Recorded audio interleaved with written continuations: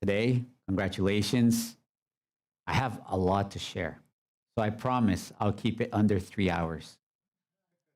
Okay. Laverne's not happy with that. Just kidding. Thank you so much. It's wonderful to be here. It's hard to believe that this is the last national service this year. It's been an incredible year. And during the service, I was expressing gratitude to God for the permission of everything we accomplished this year. We've been able to, this year, by God's grace and under the guidance of Kirch Sama and Masak Sama, to fulfill all our goals. We actually stretched our goals a little bit more because we still have a month to go. So we still have goals to accomplish, but at least the goals that we reported in the beginning of the year, right? New membership, donation, service participations, we were able to achieve those goals. And it is with your support, your dedication, that that's been possible. So I'd like to express my gratitude to all your efforts. This year, we received 19 new members in the United States. I'd like to welcome everybody who is joining this path, or even those who are coming back after many, many years. Welcome back. During this past month, we had a very, very blessed ceremony that took place. It's actually a blessing for all humanity, but for our church as well. The sacred ground of water was consecrated in Brazil. And during that time, we were able to have a pilgrimage from here, and 20 participants participated. We had 11 from the United States, 6 from Peru, and 3 from Argentina that participated. And a little bit later during my greeting, I'd like to share with you an episode that actually took place during that pilgrimage. But it's, again, with your support that was possible. I know that we had Marcia come in from New Jersey to do the service, and I really appreciate all the support everybody did here in the headquarters and in the East Coast to hold the service live in the East Coast as well.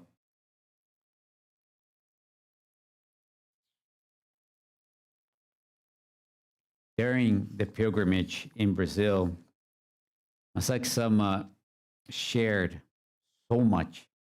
The video is already available in Portuguese for those who haven't been able to see, but he went deeper into why we practice this vegan diet. What is this vegan diet?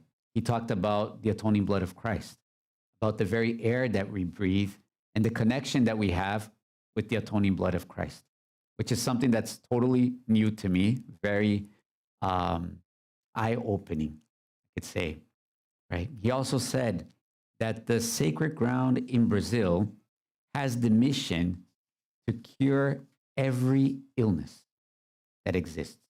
That's mental, that's heart diseases, any disease that exists, we have that task.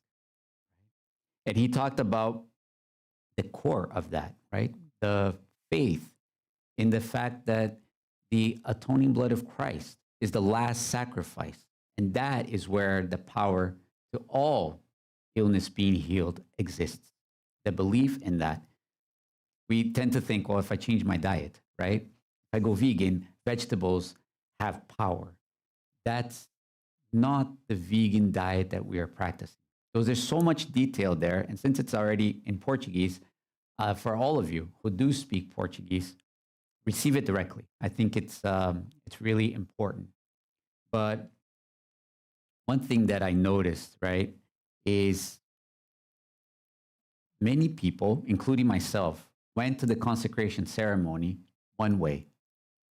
And I came out completely different in the sense of the conviction that I'm feeling, the certainty that this world free from disease, poverty, and conflict is not just a dream, but a reality that we are going to fulfill, was something that I could experience in person there, right?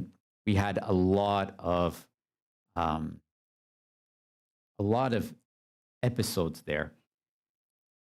In 2022, in the Harvest Thanksgiving service, Masak Sama talked about Jesus being the Lord of Atonement and Meishu Sama being the Lord who reveals, right? The Lord who reveals. So Shu in Meishu Sama, he explains, is Lord, and Mei is actually to make clear, right? So the Lord that reveals. And then he says, Jesus is Lord too, our Lord. And the one who revealed to us that Jesus is the Lord of Atonement is Meishu Sama.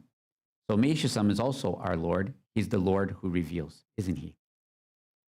And the sense that I got being in Brazil at the Sacred Ground is that revelation from Meishu Sama is ongoing, right? The depth of the sacred word that Masak Sama is sharing, I can't say I comprehend it 100%, but we can see that every time Masak Sama's sacred word comes out, it goes deeper and deeper. More and more is being revealed. Why is that? Because Meishu Sama didn't die in 1955 and just disappear, right? Meishu Sama died. He left a whole bunch of written books, as I mentioned before, and there's no more Meishu Sama, right? Masak Sama is living Meishu Sama.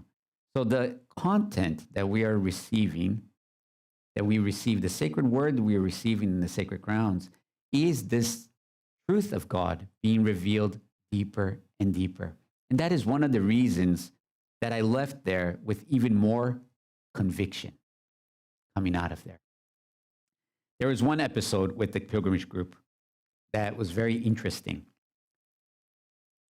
There's a member, she's 69, so she's fairly young still, but 69, and she has weaker bones, right? So 1 week before the pilgrimage, when she was hugging her grandson, she broke her rib. I don't know if any of you ever had broken ribs before, but a broken rib is very, very painful, right? It's I never had, thank God, but I've known family members who had broken ribs and broken collarbones, and it's a very painful experience. She fractured her rib. It didn't move out of place, but it was enough to cause intense pain. 1 week before the pilgrimage, she was part of our group. And she's actually living in Brazil, but because she's connected with family members here, she received special permission to participate in the pilgrimage with us. So I received a phone call 2 days before she's supposed to arrive. And one of the participants said, this participant is probably not going to go. She got injured. She's in a lot of pain. You should call her. So I was already in Brazil at the time, and I called her. And she could barely talk straight. She was having a hard time to breathe. And then I made a joke, and she started to laugh and cry. And she said, please don't make any jokes. I can't take the pain. And then she even said, it's so much pain that I'm taking pain medication because I can't deal with the pain right now. But I really wanted to go. So I said to her, knowing her experiences that she had in the past, I said, in an event like this, in situations like this, many challenges will come up. I don't know if you guys are aware, but like right before we went to the consecration ceremony, there was a huge problem in Rio de Janeiro, and the police raided the slums.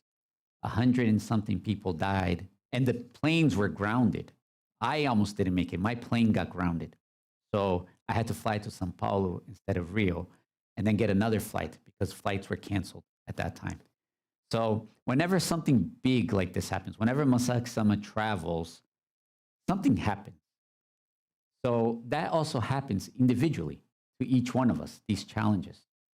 So I said to her, I believe that Meishu Sama, God want you to make your decision. You have to decide. Do you really want to go or not? The challenge, physical challenge, is going to be many there. She says, I don't want to cause a burden. I'm going to be a burden on people. And I said, well, our church It's about people purifying, right? We don't run away from purification. Everybody purifies, right? If you're not having an issue, then there's really no understanding why you're in church to begin with, right? Because everybody purifies. It's like saying, I don't want to go to the hospital because I'm sick, right? So I told her, I said, more than worrying about if you're going to be a burden, because we can take care of that part, decide, what do you want for you? Right? What's your decision? So we hung up the phone. And it was nighttime. Went to sleep. The next day, because of miscommunication, I got a call from somebody else saying she wasn't attending. So I said, okay, we talked. She's not going to attend. I started canceling all the reservations. Big mistake. I should have checked with her directly. But anyways, at the end of the day, I called the airlines.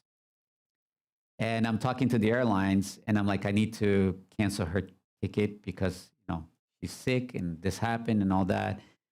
And the lady from the airline wouldn't let me cancel. And next to me, my father, I was staying at my father's house before the pilgrimage, and he's like, you should cancel. You should cancel. You have to cancel. I'm like, Dad, I tried. They're not letting me cancel. No, this is Brazil. It's different, this and that, blah, blah, blah. You should cancel, cancel, cancel, cancel. My dad is very pro human way of thinking, right? So cancel, cancel, cancel. I said, okay, Dad, I'm going to give it a try. But I got to call her. They told me to get a doctor's notice. So I called her to let her know about the doctor's notice. So I called the member up, nighttime, and I said, I heard you're not coming.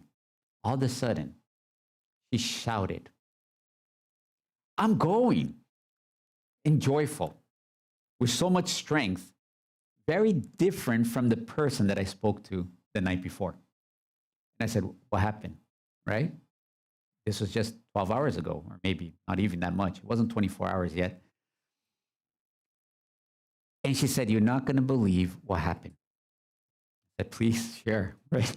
I'm interested now. This is interesting. And then I'm at the same time thinking, thank God I didn't cancel that ticket. So she says, last night after we spoke, later on at night, I went to sleep in pain, but I talked to God. And I said, God, on my part, I really, really want to go, but I don't see how I can go. So you show me, right? And I'm putting it into my own words. This was actually, she wrote it down and we reported it to come out, hopefully in the magazine, church magazine, if it gets selected. And then she said she went to sleep. In the middle of the night, she woke up. And she's like, wait a minute, I'm not feeling any pain. But that's not even the biggest part of the story. Then she heard a voice. You can go. Pode ir. It was in Portuguese. He speaks Portuguese. Pode ir. You can go. She said, I've never heard of it. It wasn't my own voice in my head. It was a clear voice. You can go. She woke up with such conviction. Her family had already pushed her, like my dad, to cancel the trip, to not do anything, right? You can't go, you can't this, can't that. But she said to them, I heard a voice and I'm going. She was still feeling a little bit of pain, but it wasn't to the point where she couldn't breathe anymore. She couldn't stand, she couldn't do anything. And the day before the ceremony, she even walked up the hill at the Sacred Ground. It's a beautiful location. I mean, it's really amazing. But when you walk up, there's a hill and you can see the whole area and it's all greens. I mean, that area in Rio de Janeiro is amazing. My first time there. And she was surprised how much she was able to go, right? And like her, there were so many experiences. There was one person that was part of our group in the beginning, but she was a member there, but she wasn't in the group exactly. I picked her up at the airport. I was helping out, and I picked her up at the airport, and I said, we just convinced the hotel to make a vegan lunch for us. So the hotel in Brazil, you know, it's feijoada, churrasco, it's a buffet, right? All you can eat meat. So I'm sitting with a group of 20 people at the hotel, and I was at the airport, so I called one of the group members. And I said, talk to the hotel staff, see if they can prepare lunch for us. And the hotel staff, they said, you're not going to eat meat? Then what are you going to eat? There's no food. Like meat is the only food in the world, right? Well, in Brazil, meat is food, right? So they said, no, it's okay. We can prepare anything that just doesn't have meat, right? So at first they said no. Then the manager came out. The manager and the chef prepared a meal for us, like extra plates, vegan plates. And then he said to us, since you guys don't eat meat, we're going to make it cheaper. So instead of being like, in our currency, it'd be like $80 a person, it was like $50 a person. So he took off like $30 from the price, almost half off, just because we don't eat meat. And I thought to myself, oh, he has no idea. If you go to California and you say you're vegan, it's more expensive, right? Everything here is more expensive because you're vegan. Over there, it became cheaper. So it's very nice. So anyways, I picked up the lady at the airport and I said to her, we just convinced the hotel to have a vegan lunch. Are you up for it? And she looked at me, she goes, She was about to receive her ohikari the next day, right? She goes, I don't know, but I'll try. This lady, this member, she became a member the next day with Masaki Sama. After participating in the service, after receiving ohikari from Masaki Sama, participating in the service, she left completely different. She not only made her decision to go vegan, when she was home, her older son said, well, we're not going to have meat in the food because she decided to make all the foods with meat. She said to him, if you want meat, you can prepare your own food. This is what I'm serving today, right? So she made a very strong decision. She left it open for her family members to eat, but she changed completely. So many experiences like that, I think we're going to be hearing more and more.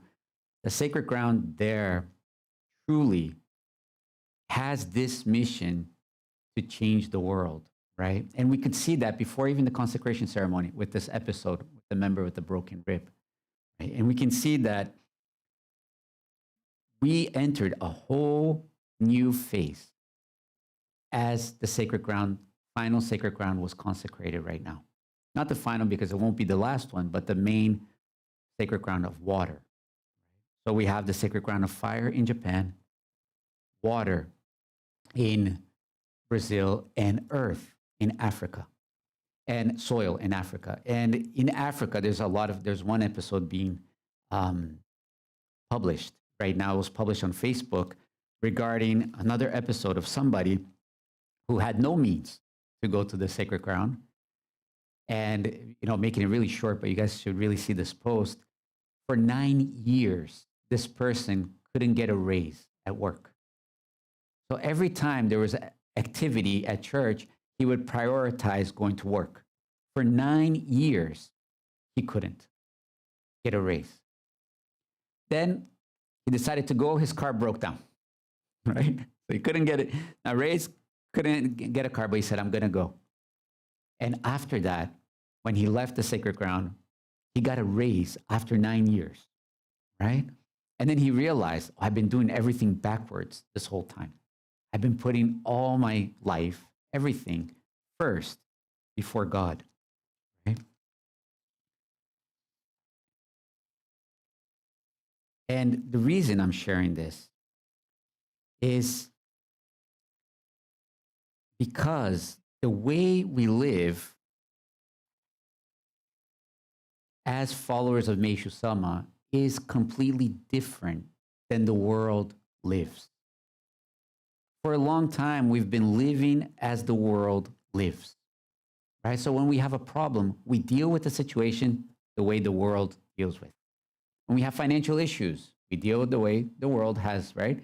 So for example, I don't have money, I'm going to work even harder. I don't have health, I have to take medication, I have to do this, I have to do that, right? That's how we've tended to go. But Meishu Sama, he shared in his sacred word, he says, I declare without hesitation, if all medicines in the world are thrown into the sea, then from that moment on, disease will gradually disappear from this world. Meishu Sama, How to Cure Diseases, 1953. This is an article I printed out for everybody. Masaki Sama just translated this article that was printed in Japanese regarding the book by Robert F. Kennedy Jr., Vax Unvax. This is a really rich content, right? And it's a very bold statement. Meishu Sama was a very bold guy, right? For him to say this to the world, this was published to the open, right? He opened a news print shop, right? He started, we have the magazine, the Glory magazine. He started that newspaper, which went through many names, so he could make these bold statements and wake up the world, right? So sometimes when we see Masaaki Sama making bold statements, we think, well, that's not Meishu Sama. No, that's Meishu Sama. It's just that we got so used to doing the way the world does that we forgot who Meishu Sama really was. This very bold statement by Meishu Sama. In this sacred word, Masaaki Sama stated, this book, he talks about Meishu Sama's book, right? And Kennedy's book. And he says, this book is a true embodiment of Meishu Sama's hope and divine will. He's talking about the book Vax Unvax, right? That not a single person should fall victim to the negative effects of vaccination. How great Meishu Sama's joy must be that such a book has been published and that its Japanese translation can now be shared with his followers in Japan. I find myself recalling Meishu Sama's sacred word about re-import. For Japan to change, does the United States or the West need to change first? Though I hesitate to think that Japanese people today could be so spineless, I do believe that the time has come to remember the Yamato spirit once again. That's Masaaki Sama talking about Japanese population today, right? Then he continues, to avoid any misunderstanding, let me be clear. In today's world, it is entirely up to each individual member to decide whether to use vaccines or medicine. It's an individual choice. Church is not forcing any opinion on anybody, right? What I've written here is not meant to impose anything on anyone. Each one should make your own decisions after carefully examining all available information, right? I have heard that HHS Secretary Kennedy has been viewed with skepticism by the scientists and has received significant criticism from his opposition to vaccines and other matters. If you cannot see how Secretary Kennedy's stance overlaps with Meishu Sama's way of life and example, then you could hardly be called a follower of Meishu Sama. When we consider the enormous profits that pharmaceutical companies make from vaccines and other drugs, it should be clear to anyone what kind of people and what kind of scientists are criticizing Secretary Kennedy for his opposition to vaccination. If you cannot understand this, then as Meishu Sama said, it can only mean that you are completely caught up in your false beliefs of medical science. Meishu Sama also challenged conventional wisdom, opposed prevailing scientific views, and received all kinds of criticism, firmly maintaining his faith in God and believing that the human body is God's greatest work of art. He resolutely stood against medicine, vaccines, and Western medical science, boldly putting up a fight. At the same time, I believe Meishu Sama also held the conviction that true science would one day prove just how amazing the human body is. Science is not a bad thing, right? As we can see. Meishu Sama was showing science is going to prove that God exists.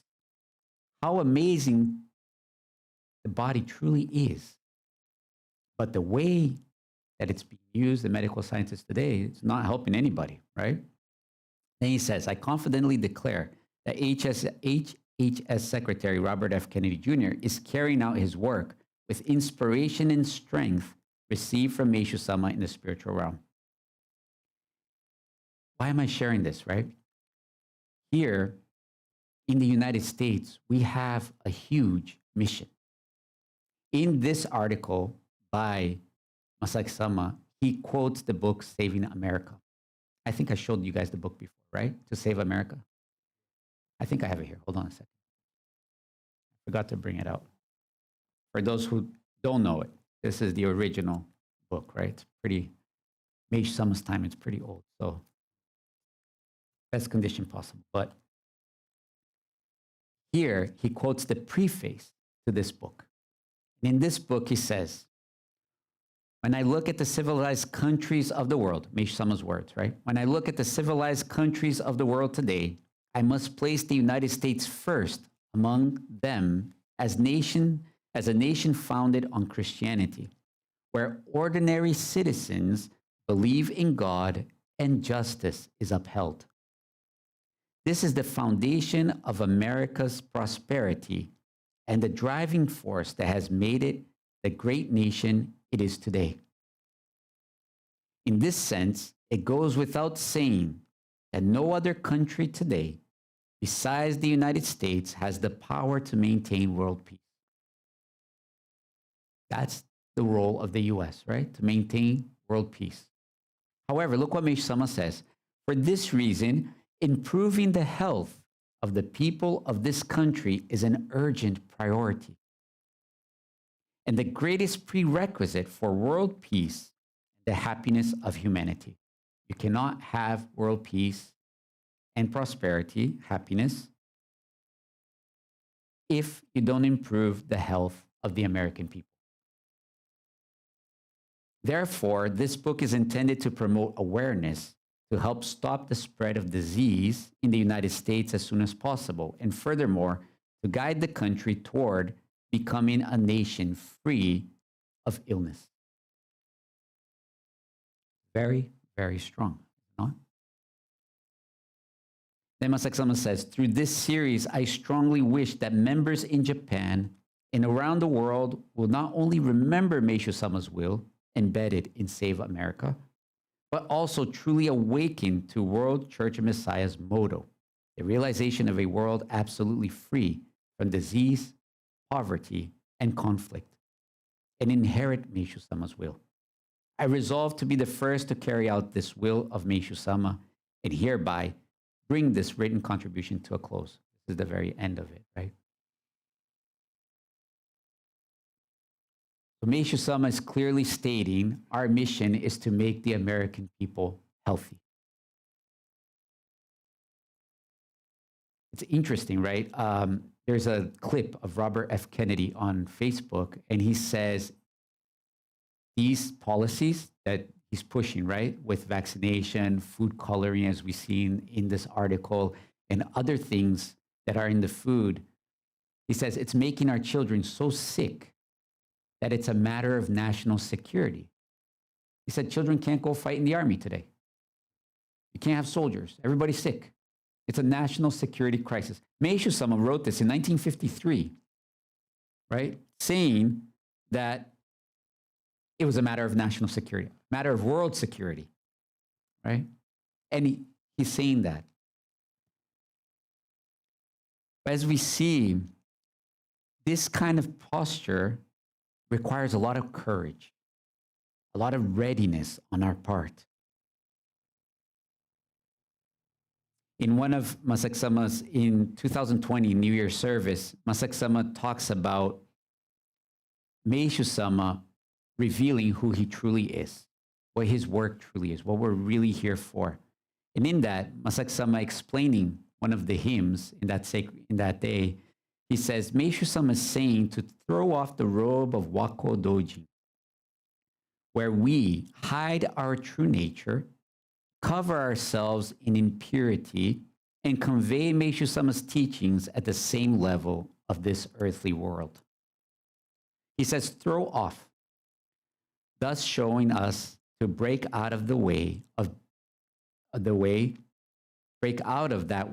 being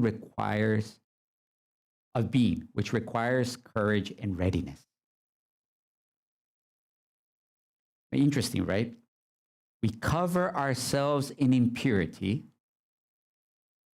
to make ourselves look like the rest of the world. The world is full of impurity. They live a certain way, think a certain way, act a certain way. And what do? I'm a human being. I can't speak differently. I can't say differently because I'm going to lose my friends. So I'm going to live like my friends. I'm going to think like my friends. I'm going to eat like my friends. I'm going to do everything like my friends. And then we get along. And in the end, what happens? Everybody's suffering. So maybe someone's saying that time is over. And he says, beware everyone. Masek continues, right? The time has come. He's questioning us to see if we have readied our hearts and minds as the time has come. He's saying that the era where we introduce him to the world by using similar things said by people in society, have it accepted and say how great it is over. So for example, right? One quick example. I mean, this was back in 2022, but the vegan diet that we are practicing. Masek Sama made it very clear in Brazil, the vegan diet we are practicing is not the vegan diet the world practices. Different. Yes, you're eating vegetables, you're not eating meat. That sense, the same. But the spirit behind it, the reason behind it is different. The soul name behind it is different. The way we offer that food to people is different. We have to learn that difference to do the work we're doing. It's not like, oh, we're vegan, you're vegan. Wonderful, we're all vegan. Let's have a vegan lunch. And then it's like, okay, well, we're going to introduce vegan diet? No, I'm not going to talk about it. I'm not going to talk about me, so I'm not going to talk about God. Just going to be vegan. Right? There was an episode, it was one member. We had a training in Orlando for the choir. We had a retreat a couple months ago, and this member participated. It was a very interesting experience. He decided, him and his wife, after that meeting, that they were going to go vegan. So they went home, he replaced all the milks with plant-based milk, he replaced all the meats and cheeses and all that, removed everything, decided to go vegan, but he didn't say anything. I'm not going to tell my kids, I'm not going to tell anybody, right? Just me and my wife. My kids might say something, this and that. So he decided to go about it quietly, which is fine. He made his decision. A couple weeks go by. I don't know if it was 1 week or 2 weeks. I don't know the timeline yet. Still preparing that experience. He was shopping with his son in the supermarket. And as they're shopping, his son turns to him and says, Dad, I have to tell you something. He goes, what is it, my son? Right? They have a really good relationship. And his son is Christian. His son is not a member. He turns around and he says, my wife and I decided that meat is not doing us any good. So we've gone vegan. Right? The father had just decided, and out of the blues, his son turns to him and says, we've gone vegan. Then I said to the person reporting the episode, I said, well, did he tell him why he's vegan? That he's gone vegan too? I said, no, not yet. You missed a great golden moment at that moment to share why he woke up to being vegan. Because that change caused a chain of events that his son and his wife also decide to go vegan, but they don't even know why they're vegan yet. They know that it's better for their health, right? So that time to do like everybody else has changed. The little things that we're doing in our daily life affect the world in a scale that we have no idea as a church, right? Then Masek Sama continues, he says, he uses the phrase, beware everyone. Then he says, this is a warning, isn't it? Maybe someone's warning us. The people of the world have a certain way of thinking and a certain way of living, but you must go beyond that way of thinking and living and show your true nature and walk through life. Are you ready to go out into the world like that? Now, it's not saying go out and fight with everybody. Not, and he explains that later in the sacred word. Not the point. But we have to have that conviction. We have to know this world, free from disease, poverty, and conflict, is possible, and we're here to build it. And that's the conviction that I felt after many, many years when I came out of the consecration ceremony in Brazil. I don't know about you, but it got to a point for me personally that we knew, oh, we're here to build a world free from disease, poverty, and conflict. And you raise your hand and you give Jure, and nothing really happens. You might see one miracle, another, this and that, but it doesn't move forward. So it got to a point for me, I stopped believing that. Or maybe I never really believed it in the first place. And I have to be very honest with you guys, right? Because that happened to me. I shared with you before, I believe, but it got to a point, I was in Japan before returning to the US. Yeah, Makiko was in Japan too at that time. We weren't married yet. I didn't feel like coming back to the US originally because I'm like, well, we're going to go back. We do the same thing over and over and nothing's moving forward. So why am I going to go back? Right? That was my reflection before I started receiving Kirch Sama's sacred words, Masak Sama's sacred words. I couldn't feel the church being alive. I couldn't feel that truth resonating as I did this time when I was in Brazil. This time was even more intense. And every time we meet with Masak Sama, it gets more and more and more deeper and intense. Why? Because that world is possible and we're here to build it. It's not like, well, okay, it's going to happen. Go ahead. I'm going to sit back and watch. You can do it. You can sit back and watch, or you can be a part of it. And we're being invited to be a part of it, to ready our hearts. So it's with a completely different resolve that we are moving forward into 2026. One thing that left me very saddened with the pilgrimage to Brazil, and I wrote it in my report later, was I didn't do enough. We brought 20 people, and I felt it wasn't enough. How many more people could have had that experience? But I didn't do enough. Right? Why does our church grow? Why do we have services? Why do we have distribution of who we are? Why do we have vegan farming? Why do we have all the activities? Why do we have chorus? Why do we have all that? So that we can connect more and more people to this truth. So that the same joy I felt when I was there, the same joy that that member who broke her rib felt when she heard that voice, the same joy that that other member felt when she decided completely to change her way of living in one day just by encountering Masak Sama, that joy should be shared with everyone. More and more people should have contact with that.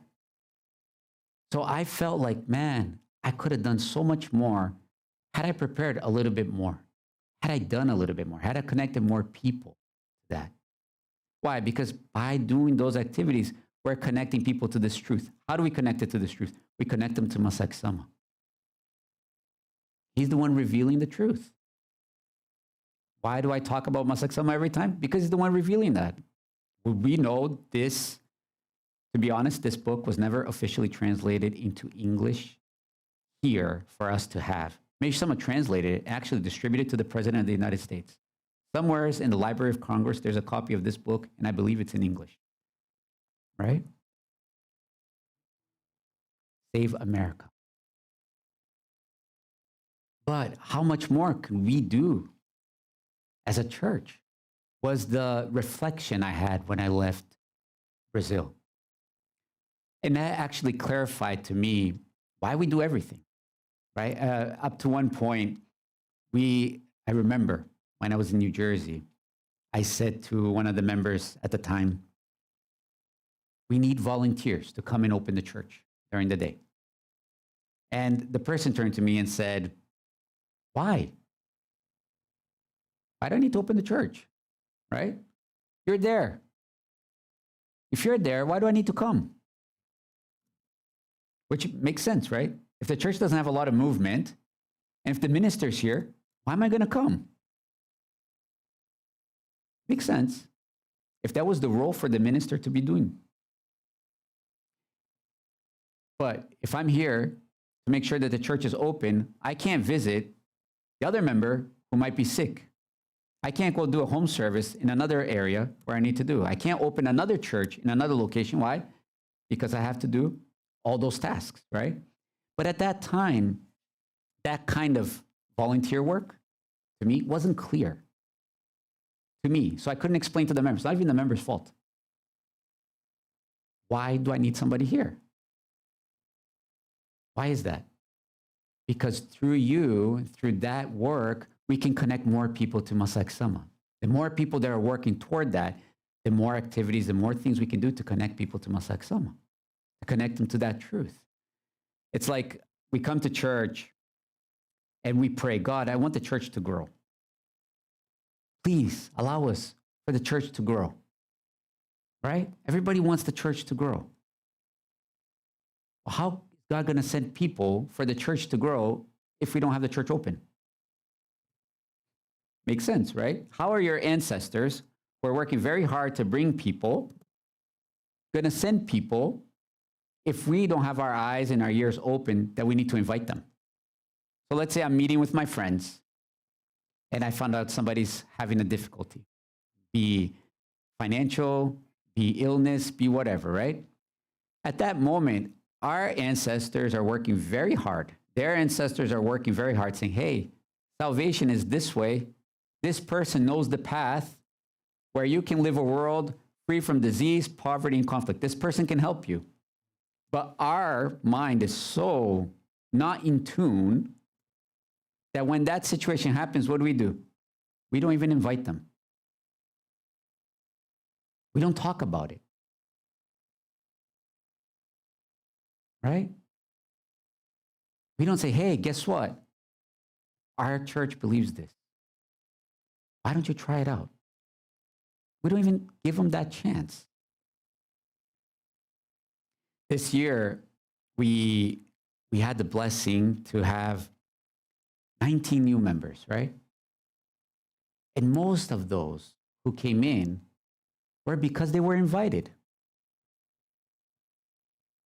They were just waiting for an invitation. They were there, they were participating, they were coming to services, they were doing activities, they were having experiences, but they were never invited.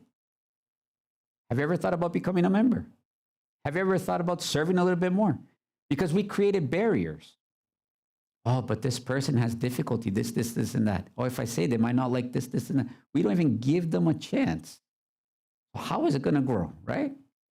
So we changed our perception as a staff here in the US going into 2026.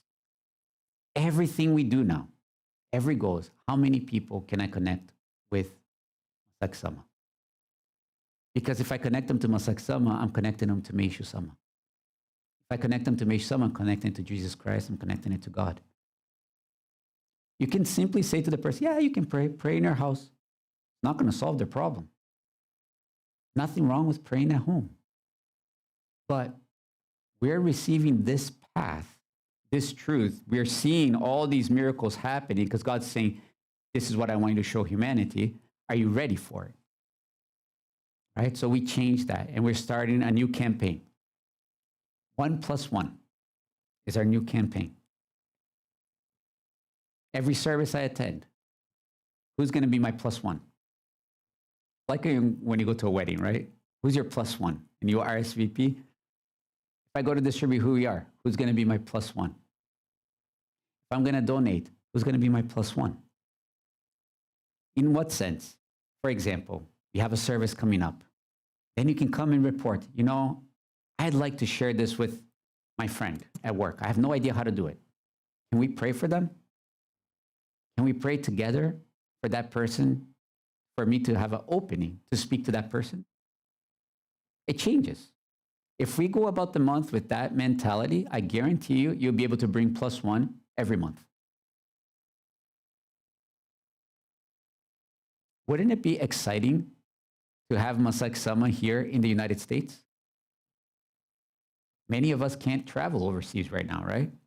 Wouldn't it be exciting to be able to receive him here? Wouldn't it be even more exciting for him to consecrate a sacred ground here in the United States? We recently moved the church in Orlando, and we moved into a beautiful church. So we rent a space within one of the churches where we're at. And I heard this from one of the members there. They said, wow, this place is so beautiful. I want to buy this location, right? It's a great thought, great Sony. I'm very happy that we're there so we can see that it's possible to be in a beautiful place like that and to have a church like that.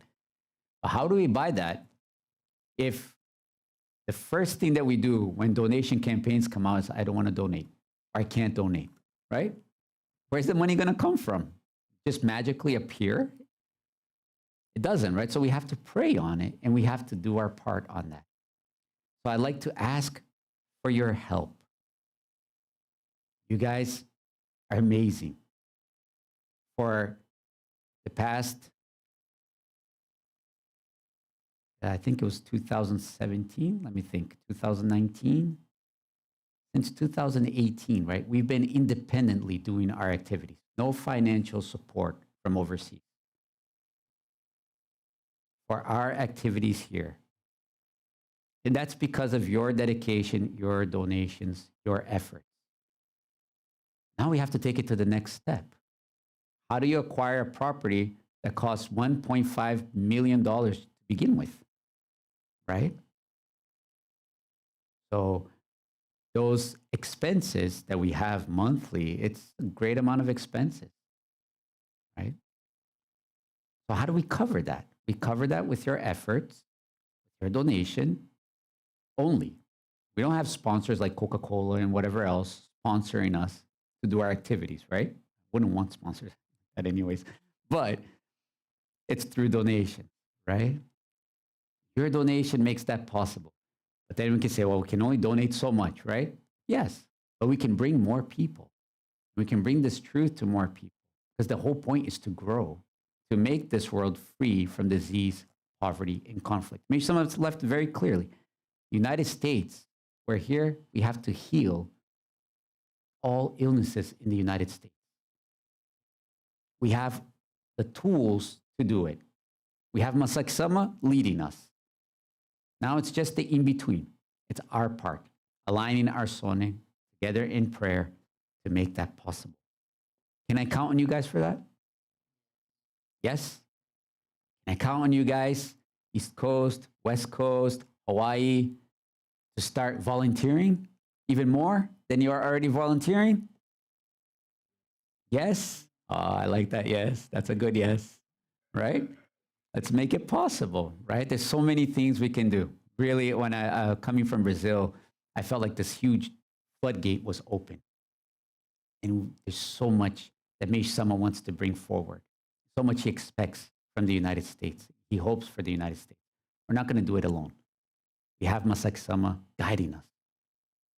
Just that Sone, it's amazing what God will do through that, right? So with that in mind, I'd like to express my deepest gratitude for all the activities as we prepare for our final service this year, which is the Christmas service that we're going to have on the 21st.